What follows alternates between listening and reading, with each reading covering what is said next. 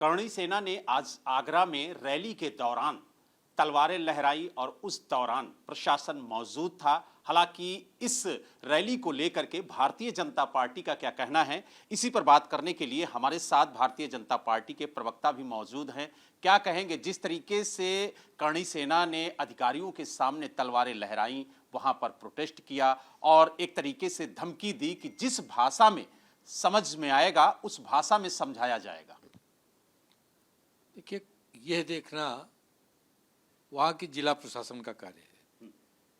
कोई भी संगठन, कोई भी व्यक्ति कानून के तहत, संवैधानिक मर्यादाओं के तहत अपनी बात कह सकता है, अपना विरोध दर्ज कर सकता है, लेकिन किसी को भी कानून को अपने हाथ में लेने का अधिकार कतई नहीं है योगी राज में।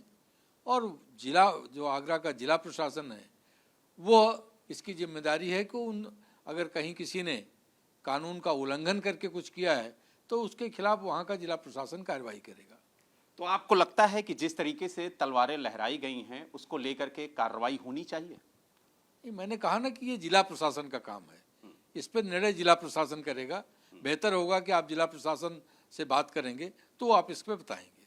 नहीं, सोशल मीडिया पे जो वीडियो है वो वायरल हो रहा है, जिसमें साफ तौर से देखा जा रहा है कि करणी सेना के जो कार्यकर्ता हैं वो तलवारें लहराते हुए नजर आ रहे हैं।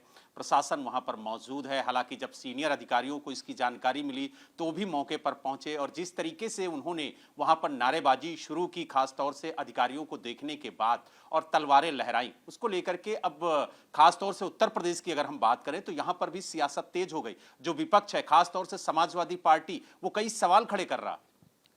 देखिए, सोशल मीडिया पे क्या चल रहा है, सोशल मीडिया के विषय को लेके मैं कोई टिप्पणी नहीं कर सकता। मैंने ये कहा कि यह सारा कार्य ये जिला प्रशासन की जिम्मेदारी है कि उसको देखना, अगर कहीं कुछ गैर कानूनी है तो उसके खिलाफ कार्रवाई करना, उसके लिए जिला प्रशासन जिम्मेदार है। और अगर जिला प्रशासन लापरवाही बरतता है तो फिर कौन कार्रवाई करेगा? उत्तर प्रदेश की सरकार है, जो उसके संज्ञान में विषय आएगा तो सरकार में बैठे लोग, जो जिम्मेदार लोग हैं, वो उसको गौर करेंगे। एक और सवाल है, दरअसल लखनऊ के एक इलाके में बाबा भीमराव अंबेडकर की प्रतिमा को स्थापित करने को लेकर के बवाल हुआ, विवाद हुआ, पथराव हुआ, प्रशासन के अधिकारियों पर भी पथराव किया गया। उसको लेकर के भारतीय जनता पार्टी क्या कहेगी? क्योंकि जिस तरीके से लोग कानून को हाथ में ले रहे हैं, उसको लेकर के सख्त से सख्त कार्रवाई हो, इसको लेकर के किस तरीके से आप लोग अधिकारियों को निर्देशित करेंगे, किस तरीके से जवाब तलब होगा अधिकारियों से? ये बहुत पहले से आदरणीय योगी जी की सरकार ने ऑलरेडी ये आदेश कर रखा है कि अगर कहीं कोई मूर्ति स्थापना करना है, कहीं कोई मंदिर बनाना है या कोई इस तरह का आयोजन करना है तो पहले वहाँ के जिला प्रशासन की अनुमति लेना आवश्यक है। अब जहाँ की घटना की आप बात कर रहे हैं, उन लोगों ने जिला प्रशासन से अनुमति ली थी या नहीं ली थी, वो लखनऊ का जिला प्रशासन देखेगा। अगर वो नियम विरुद्ध हुआ है तो जो लोग भी नियम विरुद्ध कर रहे होंगे उनके खिलाफ जिला प्रशासन कार्रवाई करेगा। जो स्थानीय लोग हैं उनका कहना है कि बिना किसी इजाजत के, बिना किसी परमिशन के ये मूर्ति देर रात स्थापित करने की कोशिश की जा रही थी और इसको लेकर के विवाद हुआ और ये भी आरोप लगाए गए कि जो जगह है वो ग्राम समाज की है और यहाँ पर शादी ब्याह के जो कार्यक्रम होते हैं वो होते रहे, लेकिन जिस तरीके से मूर्ति स्थापित करने की कोशिश की गई उसको लेकर के ये हंगामा हुआ है। मैंने कहा ना कि ये जिला प्रशासन इस बात को देखेगा। अगर उन लोगों ने अनुमति ले रखी थी तो किस आधार पे ले रखी थी, तो यह जिला प्रशासन ही देखेगा और ये तय करेगा कि अगर जिन लोगों ने लगाया वो गलत किए हैं तो उनके खिलाफ जो कार्रवाई विधि विहित होगी जिला प्रशासन करेगा। भारतीय जनता पार्टी लगातार कई राज्यों में चुनाव जीतती रही है, सरकार बनाती रही है, लेकिन जिस तरीके से ईवीएम को लेकर के एक बार फिर से कांग्रेस ने सवाल खड़े किए और कहा कि ईवीएम से चुनाव ना हो करके बैलेट पेपर से चुनाव हो, और ईवीएम मशीन पर कई सवाल भी खड़े किए। हालांकि इस मुद्दे पर भारतीय जनता पार्टी का क्या कहना है, इसी पर बात करने के लिए हमारे साथ जो भारतीय जनता पार्टी के प्रदेश प्रवक्ता हैं वो भी मौजूद हैं। क्या कहेंगे, कांग्रेस ने एक बार फिर ईवीएम का राग अलापा है?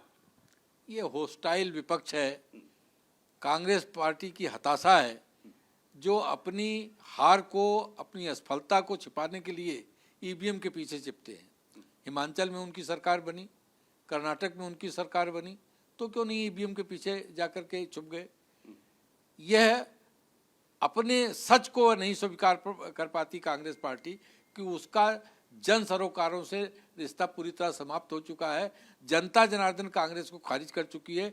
चुनाव में इसलिए हारते हैं, और जब तक कांग्रेस इस सच को स्वीकार नहीं करेगी और जनता जनार्दन के सरोकारों से नहीं जुड़ेगी, तब तक ईवीएम को गाली देने से या ईवीएम को पे आरोप मढ़ने से कांग्रेस पार्टी चुनाव नहीं जीतेगी।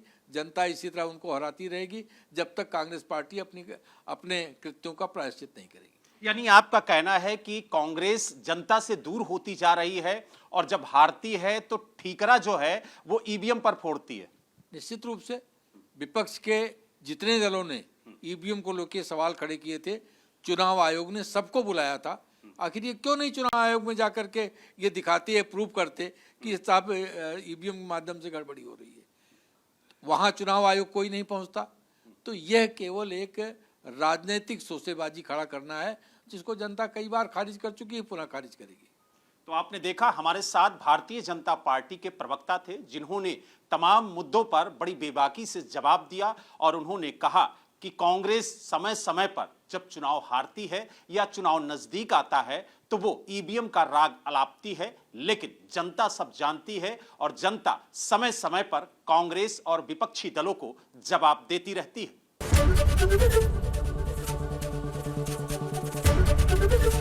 एबीपी गंगा, खबर आपकी, जुबान आपकी।